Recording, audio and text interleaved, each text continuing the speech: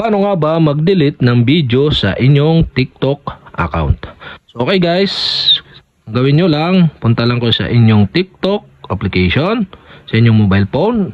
At kapag nandito ka sa inyong TikTok homepage, dito sa kaliwang kanang bahagi may makita kayong profile, tap nyo lang yung profile.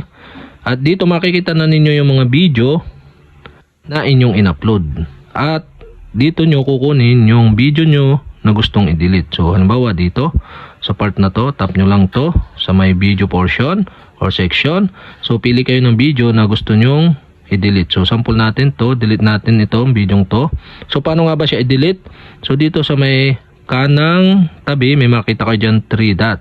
Tap nyo lang yung 3 dot at dito sa pop-up, so dito sa baba, slide nyo lang at makikita nyo sa pinakandulo yung delete button or delete icon. Okay, tap nyo lang yan.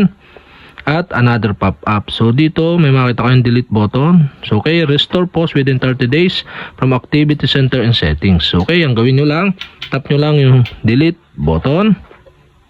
At ayun guys, successful na natin na delete yung video ng ating TikTok account. So gano'n lang kadali mag-delete ng video. At ayun na nga guys, sa mga may katanungan, okay, mag-comment lang kayo below. At kapag hindi ko pa kayo subscriber, mag-subscribe lang kayo sa aking YouTube channel. I-click nyo lang ang subscribe button at ang bell para updated kayo sa mga video tutorial like this. Okay, salamat sa panonood.